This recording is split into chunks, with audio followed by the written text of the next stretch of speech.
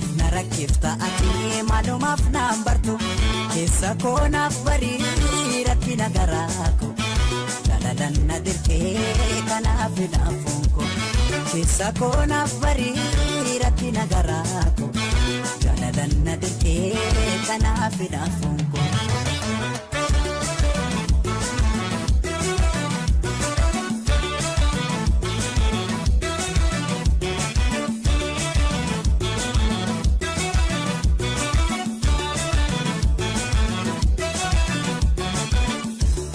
Suudhaaf yaadu maluu narratti beeka namni anuuf jibbee narrakkadhee maalan godhaa malli maali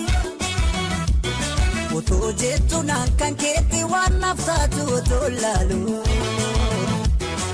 kinaafumatu na rakkisee kan keessa koo kenamani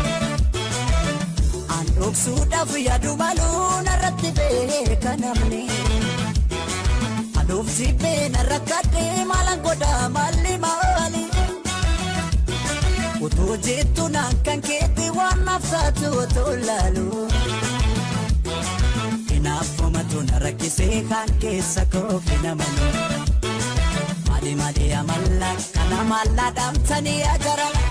rakkadhee nan dadhabee dhiisu yaadu siyaada kana amma baate isheen galtu nan jeeqama natti tolu Ojeetan sheetam nani ayyaanni konaan ajoollu.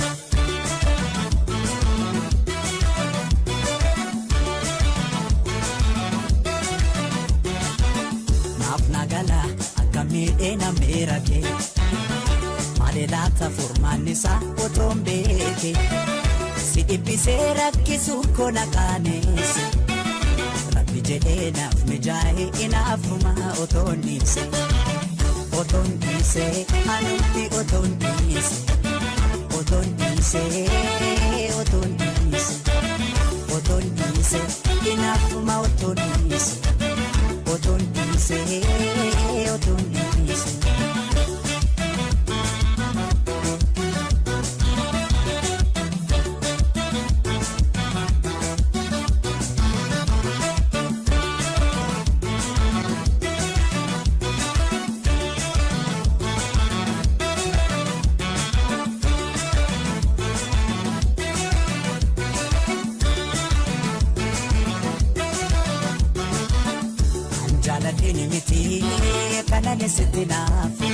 Kanani sitti naafu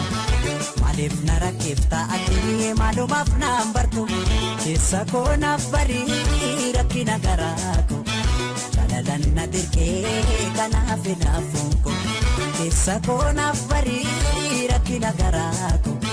jalalan na dirqee kanaaf hinaafuun koo.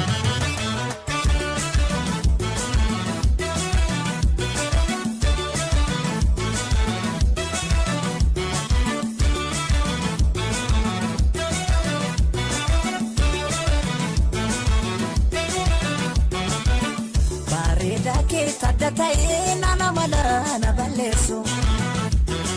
qabaatuma yoo argate lafa ka'e kan na warsu cinnaa guddaa yoo dubbiste ta'e jedhee na dallansu kinaafuma an dhibeen koo homtuu jiru kanan ibsu bareedaa kee tadatae nana malana balleessu Batuma yo argate lafa ka'e kan na warsu cinnaa guddaa yoo dubbiste ta'e jedhee na dallansu kinaafuma an dhibeen koo homtuu jiru kanan ibsu maali amalla kana malla dhamtanii ajaran rakkadhee nan dadhabee dhiisu yaadu siyaada kana amma baate isheen galtu nan jeeqama natti tolu bukeedha. Sheetam nani ayyaanni konaan ajoollu.